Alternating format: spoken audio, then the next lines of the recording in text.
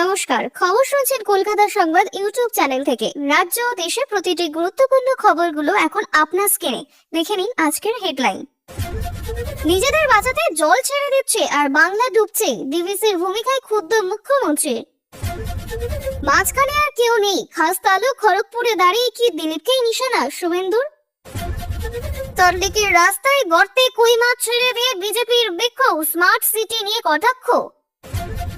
মা ও 3 পোষ্যকে বিষ খাইয়ে খুন, পরে আত্মহত্যার চেষ্টা যুবকের, নেপথ্যে কোন কারণ? সিঙ্গারা জিলিপি নিয়ে কেন্দ্রের সতর্কতা, হস্তক্ষেপ মানবে না রাজ্য, সাফ জানালেন মুখ্যমন্ত্রী মমতা বন্দ্যোপাধ্যায়। ভুয়ো এসটি শংসাপত্র দিয়ে ভর্তি, ডাক্তারি চতুর্থ বর্ষের ছাত্রীকে বহিষ্কার করল বাঁকুড়ার মেডিকেল কলেজ। মাত্র 3 মিনিটের ঘূর্ণিঝড় তছনছ করে গেল রায়দিঘির একাধিক গ্রাম, মাথায় হাত 30 পরিবারের। অধ্যাপকের অসভ্যতার বিচার কই, কলেজে গায়ে আগুন, পরে মৃত্যু ছাত্রী, রাহুলের তোপে প্রতিষ্ঠানিক হত্যা, বন্ধের ডাক। এআই নগ্ন ভিডিও বিতর্ক, সোনারপুর থানায় 1 ঘন্টা জিজ্ঞাসাবাদের মুখে রাজন্যা। প্রতিদিন সঠিক খবর নিয়মিত শোনার জন্য সাবস্ক্রাইব করুন কলকাতা সংবাদ চ্যানেলটিকে। আসছে বিস্তারিত খবরে। একদিকে টানা বর্ষণ, অন্যদিকে ডিভিসির দফায় দফায় জল ছাড়া। এই দুই মিলে হুগলি, হাওড়া, পূর্ব বর্ধমান, বাঁকুড়া ও পশ্চিম মেদিনীপুরে একাধিক নিচু এলাকায় নতুন করে প্লাবনের আশঙ্কা তৈরি হয়েছে। পরিস্থিতি নিয়ে মঙ্গলবার নবান্নে সাংবাদিক বৈঠকে তীব্র ক্ষোভ প্রকাশ করেন মুখ্যমন্ত্রী মমতা বন্দ্যোপাধ্যায়। তিনি জানান, খুব দুঃখের সঙ্গে বলছি, 18 জুন থেকে এখনো পর্যন্ত প্রায় 27,000 লক্ষ কিউবিক মিটার জল ছেড়েছে ডিভিসি। বারবার বলার পরও সংস্কার হয় না, নিজেদের বাঁচাতে জল ছেড়ে দিচ্ছে আর বাংলা ডুবছে। মুখ্যমন্ত্রীর অভিযোগ, 14 বছর ধরে আমরা বলছি, টিম গিয়েছে, আমি নিজে প্রধানমন্ত্রীকে চিঠি দিয়েছি, নীতি আয়োগের বলেছি, কিন্তু কোনো কাজ হয়নি। ভোট ছাড়া আর কিচ্ছু নয়, জনগণকে পরিষেবা না দিয়ে নিজেদের সেবা করছে। জল ছেড়ে মানুষকে ভাসিয়ে দেয়, অথচ একটা কাপড়ের টাকাও দেয় না। সবটাই আমাদের করতে হবে। ডিবিসি সূত্রে জানানো হয়েছে, ঝাড়খণ্ডের অতি বৃষ্টির জ্বরে পাঞ্চেত ও মাইথন জলাধারের জলস্তর বিপজ্জনকভাবে বেড়ে যাওয়ায় মঙ্গলবার পাঞ্চেত থেকে 36,000 ও মাইথন থেকে 9,000 কিউসেক জল ছাড়া হয়েছে।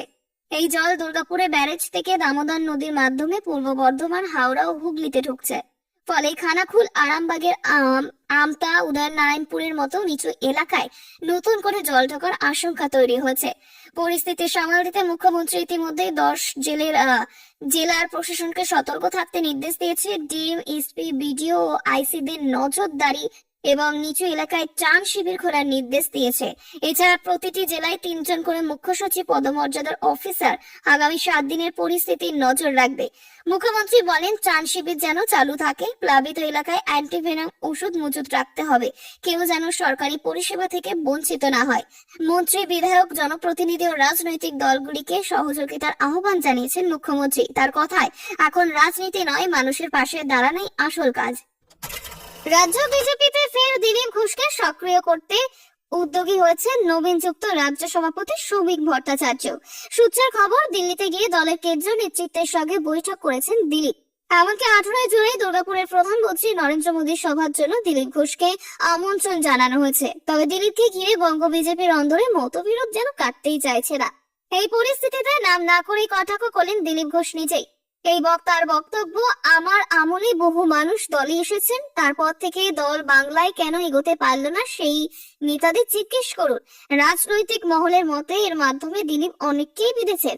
অন্যদিকে একই দিনে খড়গপুরে গিয়ে বিজেপি কর্মীদের উদ্দেশ্যে মন্তব্য করেন শুভেন্দু অধিকারী। তার বার্তা ছিল, মনে রাখবেন, আমাদের একটাই প্রতীক পদ্ম, একজন নেতা নরেন্দ্র মোদী, মাঝখানে আর কেউ নেই। কারো নাম না করলে এই মন্তব্য যে মূলত দিলীপকে উদ্দেশ্য করে তা কার্যত স্পষ্ট। প্রসঙ্গত, দিলীপ ঘোষ আগে খড়গপুরের বিধায়ক ছিলেন, বর্তমানে তিনি সাংসদ হলেও এলাকায় তার প্রভাব যথেষ্ট। তবে খড়গপুরের বর্তমান বিধায়ক হিরণ চট্টোপাধ্যায়ের সঙ্গে দিলীপের বিরোধ বহু পুরনো। হিরণ আবার শুভেন্দুর ঘনিষ্ঠ বলেই পরিচিত। এই দিন শুভেন্দুর কর্মসূচিতে হিরণকে পাশে দেখা যাচ্ছে। দলের অভ্যন্তরীণ বিভাজন আরো স্পষ্ট হয়েছে যখন জানা যায় কন্যা সুরক্ষা যাত্রায় শুভেন্দু ও হিরণ উপস্থিত থাকলেও দিলীপ ঘনিষ্ঠ জেলা সভাপতি সমিত মণ্ডল নাকি এই কর্মসূচির বিষয়ে অবগত ছিল না। তিনি সেই সময় ডেকেছিলেন পৃথক সংখ্যা বৈশিষ্ট্য। এই চিত্র ফের স্পষ্ট করছে বঙ্গ বিজেপির গোষ্ঠীদ্বন্দ্বের বাস্তবতা। সল্টলেকের মতো শহরের বুকেও বেহাল রাস্তা যেন মরণ ফাঁদের চেহারা নিয়েছে। সামনের বর্ষাতে বিধাননগরের রাস্তায় তৈরি হয়েছে একের পর এক বড় বড় গর্ত। এই গর্তে জমে থাকা জলে না হচ্ছে জল নিকাশি, না আছে প্রশাসনের নজরদারি। অভিযোগ বারবার জানিয়েও কাজ কিছু হয়নি। আর সেই অসহায়তা থেকে এবার অভিনব প্রতিবাদে সরব হলো বিজেপি কর্মীরা। ঘটনাটি ঘটেছে সল্টলেকের ডিজে ব্লকে। সেখানকার রাস্তায় জমে থাকা জলের মধ্যে দিয়ে এদিন বিজেপি কর্মীরা ছেড়ে দেন কেজি প্রতি 800 টাকা দামের জ্যান্ত কই মাছ। তাদের কটাক্ষ, যখন রাস্তার ড্রেন আলাদা করে বোঝা যাচ্ছে না তখন এই জলেই মাছ চাষের উপযুক্ত, তাই সেখানে কই মাছ ছেড়ে প্রতিবাদ। তাদের ব্যঙ্গ, এটাই নাকি স্মার্ট সিটি। বিক্ষোভস্থলে কিন্তু রাজ্য সরকারের প্রশাসনিক দপ্তর ও পুলিশের নিয়োগ ভবনের হইচই। প্রতিদিন এই রাস্তায় যাতায়াত করেন প্রশাসনের শীর্ষ কর্তারা। তাদের অভিযোগ, পুরসভায় বর্ষার ঠিক আগের রাস্তা সংস্কার করছে, অথচ সেই রাস্তায় আস্তরণ সামান্য বৃষ্টিতেই উঠে গেছে। বিজেপি নেতা সঞ্জয় পাড়ার বক্তব্য, এত উন্নত মানের কাজ হয়েছে, সামান্য বৃষ্টিতেই রাস্তা গলে গিয়েছে। এর কারণ একটাই, দুর্নীতি। এই বিক্ষোভ ঘিরে ব্যাপক যানজট তৈরি হয় গোটা এলাকায়। কৌতূহলী মানুষ ভিড় করেন ঘটনাস্থলে। কার্যত অবরুদ্ধ হয়ে পড়ে সল্টলেকের গুরুত্বপূর্ণ রাস্তাটি। পরে পুলিশ এসে বিক্ষোভকারীদের সরিয়ে পরিস্থিতি নিয়ন্ত্রণে আনে। ঘটনাটি পরে রাজ্যের মুখ্যমন্ত্রী সুজিত বসু নির্বাচনী কেন্দ্রের মধ্যে, তাই প্রশ্ন উঠছে তার কিংবা বিধাননগর পৌর নিগমের ভূমিকা নিয়ে। প্রতিবেদনে লেখা পর্যন্ত মন্ত্রী কিংবা পুরসভার তরফে কোনো প্রতিক্রিয়া মেলেনি। প্রতিক্রিয়া এলে তা পরবর্তীতে জানানো হবে। আসানসোল দক্ষিণ থানার রাসডাঙ্গা এলাকার ঘটল হৃদয় বিদারক ঘটনা।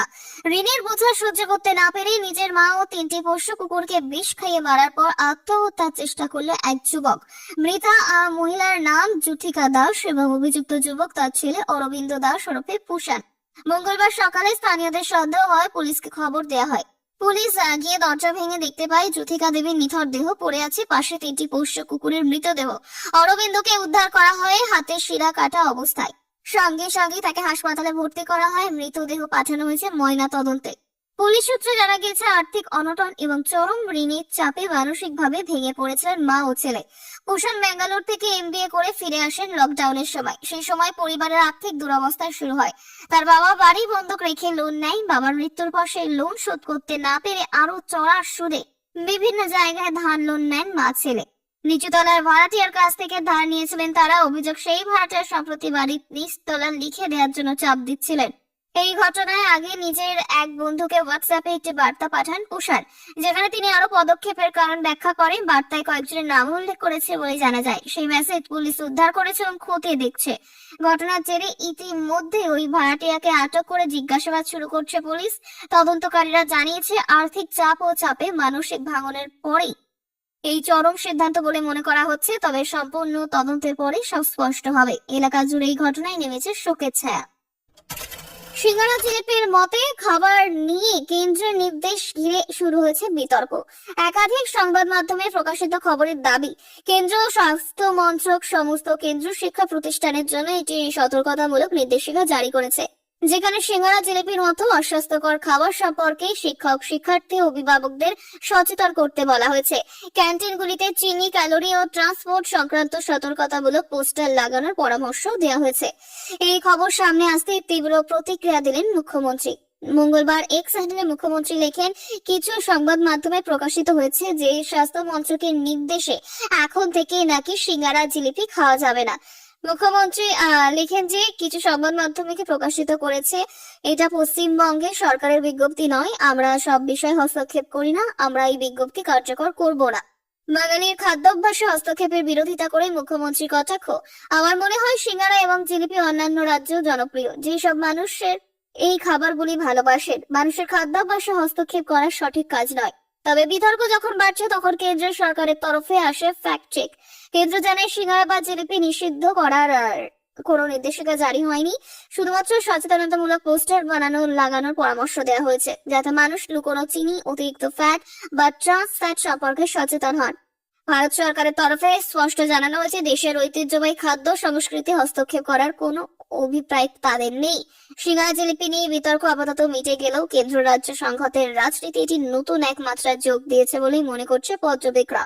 মুখ্যমন্ত্রীর করা অবস্থান এবং কেন্দ্র নীতির প্রতি তার বার্তা স্পষ্ট। বাংলার পাতে কি থাকবে, তা কি করবে বাংলা নিজেই। ভুয়ো একটি শংসাপত্রের মাধ্যমে বাঁকুড়া সম্মিলনী মেডিকেল কলেজে এমবিবিএস কোর্সে ভর্তি হয়েছিলেন এক ছাত্রীর নাম জুহি কোলে। 2022 সালে নিট পরীক্ষায় পাশ করেন তিনি। একটি সংরক্ষিত আসনে ভর্তি হন, কিন্তু ছাত্রের পদবি ও শংসাপত্র দেখে সন্দেহ হয় কলেজ কর্তৃপক্ষের। সেই কারণেই তার কাস্ট সার্টিফিকেট জলপাইগুড়ি জেলার মহকুমা শাসক ও অগ্রশ্রেণী কল্যাণ দপ্তরের কাছে পাঠানো হয় যাচাইয়ের জন্য। সম্প্রতি দুপক্ষে জানায় ছাত্রী দেয়া এটি শংসাপত্রটি ভুয়ো। এই ঘটনার পরেই কলেজে তীব্র প্রতিবাদ শুরু হয়। আদিবাসী সম্প্রদায়ের তরফে কলেজ ঘেরাও করে বিক্ষোভ দেখানো হয়। জুহির অবিলম্বে বহিষ্কারের দাবিতে চাপ পড়ে স্বাস্থ্য ভবন থেকে। কলেজ কর্তৃপক্ষকে নির্দেশ দেওয়া হয় ছাত্রীকে বহিষ্কারের। সোমবার বিকেলে নির্দেশ পাওয়ার পরেই কলেজ কর্তৃপক্ষ তাকে বহিষ্কার করে এবং বাঁকুড়া সদর থানায় লিখিত অভিযোগ দায়ের করে। তবে ঘটনার পর একাধিক প্রশ্ন উঠছে। কিভাবে একজন ছাত্রী ভুয়ো জাতিগত শংসাপত্র পেয়ে এত বড় মেডিকেল কলেজে ভর্তি হতে পারলো? এর পেছনে কি কোনো জালিয়াতি চক্র সক্রিয়? আর সবচেয়ে বড় প্রশ্ন, এই প্রতারণা প্রকাশ পেতে 4 বছর সময় লাগলো কেন? কেউ কি ইচ্ছাকৃতভাবে তাকে আড়াল করছিল? বাঁকুড়া মেডিকেল কলেজের অধ্যক্ষ পঞ্চানন কুণ্ডু জানান, 2022 সালের শেষের দিকে ছাত্রীটি ভর্তি হয়েছিল। স্বাস্থ্য ভবনের তরফ থেকে তদন্ত শুরু হয়, সেখান থেকে নির্দেশ আসে, আর পর তাকে কলেজ থেকে বাদ দেওয়া হয়েছে। এই ঘটনা শুধু ছাত্রী নয়, প্রশাসনের ভূমিকা নিয়েও প্রশ্নের মুখে। সঠিক যাচাই ছাড়া ভর্তি হওয়া এবং এতদিন ধরে তা ধরা না পড়া স্বাস্থ্য শিক্ষা ব্যবস্থার দায় এড়াতে পারে না। দক্ষিণ 24 পরগনার রায়দিঘি বিধানসভার দুটি গ্রামে মাত্র 3 মিনিটের ঝড়ে কার্যত লণ্ডভণ্ড হয়ে গেল সবকিছু। সোমবার রাতভর বর্ষণের পর মঙ্গলবার সকাল 9টা নাগাদ আচমকাই বয়ে যায় বিধ্বংসী ঝড়। ক্ষতিগ্রস্ত হয় 30টির বেশি বাড়ি, মাথায় হাত স্থানীয় বাসিন্দাদের। রায়দিঘির কুমোরপাড়া গ্রাম পঞ্চায়েতের গাইনের ভেড়ি ও কুমোরপাড়া 2 গ্রাম ছিল ঝড়ের মূল লক্ষ্য। ঝড়ের তীব্রতায় বহু বাড়ি টালি ছাদ উড়ে যায়, টিন ও অ্যাসবেস্টার চাল ছিঁড়ে পড়ে। কোথাও ভেঙেছে দেয়াল, কোথাও বিশাল গাছ উপড়ে পড়েছে। গাছ পড়ে বিদ্যুতের পরিষেবাগুলি পুরোপুরি বিপর্যস্ত হয়, বন্ধ হয়ে যায় যান চলাচল। দুর্ঘটনার খবর পেয়ে দ্রুত ঘটনাস্থলে পৌঁছায় রায়দিঘি থানার পুলিশ, মথুরাপুর 2 নম্বর ব্লকের বিডিও মোহাম্মদ নাজির হোসেন এবং রায়দিঘির বিধায়ক ডক্টর অলোক জলদাতা। বিডিও জানান, ক্ষতিগ্রস্তদের জন্য স্থানীয় পঞ্চায়েতের মাধ্যমে ত্রিপল, শুকনো খাবার ও ত্রাণ পাঠানো হয়েছে। পঞ্চায়েতের পক্ষ থেকে গাছ কাটার কাজ চলছে, বিদ্যুৎ দপ্তর পরিষেবা স্বাভাবিক করতে কাজ শুরু হচ্ছে। বিধায়ক জানান, আমি নিজে প্রশাসনিক আধিকারিকদের সঙ্গে এলাকা পরিদর্শন করছি। ক্ষতিগ্রস্তদের আপৎকালীন ত্রাণ, জামা কাপড় ও খাদ্য দেওয়া হয়েছে। এরপর তাদের পাশে দাঁড়িয়ে পুনর্বাসনের ব্যবস্থা করা হবে। এদিকে আবহাওয়া দপ্তর জানিয়েছে, নিম্নচাপের প্রভাবে আগামী 17 জুলাই পর্যন্ত দক্ষিণবঙ্গের প্রতিটি জেলায় জারি রয়েছে হলুদ সতর্কতা। তালিকায় রয়েছে হলুদ কলকাতা, হাওড়া, হুগলি, 2 মেদিনীপুর, 2 24 পরগনা, ঝাড়গ্রাম, পুরুলিয়া, বাঁকুড়া, নদিয়া, বীরভূম, মুর্শিদাবাদ। অর্থাৎ রায়দিঘির এই দুর্ভোগের পরও দক্ষিণ 24 পরগনায় কোনো স্বস্তির কোনো সম্ভাবনা নেই। এই মুহূর্তে ঝড়ের কোনো হতাহতের খবর না থাকলেও আতঙ্কে রয়েছেন এলাকাবাসী। প্রশাসন জানিয়েছে, সব রকম সাহায্য ও পুনর্গঠনের কাজ দ্রুততার সঙ্গে চলছে। ওড়িশার বালাসোরে যৌন হেনস্থার বিচার না পেয়ে কলেজ ক্যাম্পাসে গায়ে আগুন দিয়ে আত্মহত্যা করলেন এক ছাত্রী। 3 দিন মৃত্যুর সঙ্গে লড়াই করে শেষমেশ সোমবার রাতে ভুবনেশ্বরে এসে মৃত্যু হয় তার। 95% দগ্ধ অবস্থায় শনিবার ভর্তি হয়েছিলেন তিনি। অভিযোগ, বিএড বিভাগের প্রধান তাকে বারবার শারীরিক সম্পর্কে প্রস্তাব দেন। রাজি না হয় ফেল করিয়ে দেওয়ার ওই ব্যক্তিগত তথ্য ফাঁস করার হুমকি দেন। গত 1 জুলাই কলেজে লিখিত অভিযোগ জানিয়েছিলেন ছাত্রী, কিন্তু কোনো ব্যবস্থা নেয়নি কলেজ কর্তৃপক্ষ। সহ্য করতে না পেরে কলেজের অধ্যক্ষের ঘর থেকে বেরিয়ে গায়ে আগুন দেন তিনি। তাকে বাঁচাতে আরেক ছাত্র দগ্ধ হন। ভুবনেশ্বরে এইমস জানায়, তরুণীর শরীরের বিভিন্ন অঙ্গ পুড়ে গিয়েছে, কিডনিও কাজ করছে না। দিল্লি এইমসের বিশেষজ্ঞরা চিকিৎসায় যুক্ত ছিলেন, তবুও তাকে বাঁচানো যায়নি। অভিযুক্ত অধ্যাপককে শনিবারই গ্রেপ্তার করে পুলিশ। সোমবার গ্রেপ্তার করা হয় কলেজের অধ্যক্ষকেও। অভিযোগ, অধ্যক্ষ ছাত্রীকে চাপ দিচ্ছিলেন বলে অভিযোগ প্রত্যাহার করতে। তরুণীর বাবার দাবি, অধ্যক্ষের ঘর থেকে বেরিয়ে আগুন লাগান তার মেয়ে। ঘটনায় ক্ষোভেই ফুঁসছে ওড়িশা। অপরাধ দমন শাখা উচ্চশিক্ষা দপ্তরের আলাদা তদন্ত কমিটি গঠন করছে।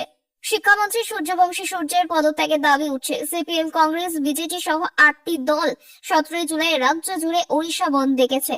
লোকসভার বিরোধী দলনেতা রাহুল গান্ধী একে প্রতিষ্ঠানিক হত্যা বলে তীব্র আক্রমণ করেছেন। বলেন, সুবিচারের লড়াইয়ে কন্যাকে খুন করেছে বিজেপি সিস্টেম। যাদের রক্ষা করার কথা তারাই ঘুরিয়ে দিয়েছে। তৃণমূল এক্স হ্যান্ডেল লিখেছে, এই ঘটনা প্রমাণ করে বেটি বাঁচাও শুধুই প্রহসন। ওড়িশার প্রাক্তন মুখ্যমন্ত্রী নবীন পট্টনায়কের প্রতিক্রিয়া, এই মৃত্যু কোনো দুর্ঘটনা নয়, বরং ব্যর্থ নীরব সিস্টেমের ফল।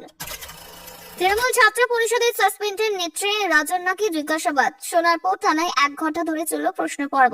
সোনারপুর থানার 1 ঘন্টার কাছাকাছি সময় ধরে জিজ্ঞাসাবাদ করা হলো তৃণমূল ছাত্র পরিষদের সাসপেন্ডেড নেত্রী রাজন্না হালদারকে।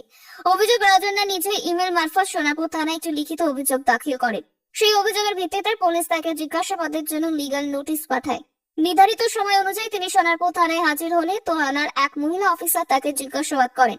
পুলিশ সূত্রে জানা গেছে, রাজন্নার অভিযোগের ভিত্তিতে তাকে একাধিক গুরুত্বপূর্ণ প্রশ্ন করা হয়। বিশেষ করে তার অভিযোগপত্রে উল্লেখিত ছবিগুলির উৎস কোথা থেকে, কিভাবে তিনি সেই ছবি পেয়েছিলেন তা জানার চেষ্টা করছিল পুলিশ। এমনকি তিনি নির্দিষ্ট ইউআরএল লিংক দিতে বলা হয়। পুলিশের দাবি এই তথ্য তদন্তের জন্য অত্যন্ত জরুরি। যদিও জিজ্ঞাসাবাদ পর্ব শেষ হওয়ার পর রাজন্না থানার বাইরে সংবাদ মাধ্যমকে সামনে মুখ খুলতে চাননি। তিনি সংক্ষেপে জানান, এখন কিছু বলতে চাই না, পরে সব বলবো। প্রসঙ্গত, দল থেকে সাসপেন্ড হওয়া রাজন্না সোশ্যাল মিডিয়ায় একাধিক মন্তব্য ও পোস্টের জন্য খবরের শিরোনামে উঠে আসে। রাজনৈতিক মহলের ধারণা বলে জানাচ্ছে, পুলিশ এই মুহূর্তে রাজন্না দেওয়া তথ্য যাচাই করছে। প্রয়োজনে তাকে ফের জিজ্ঞাসাবাদ করা হতে পারে বলেও সূত্রের খবর।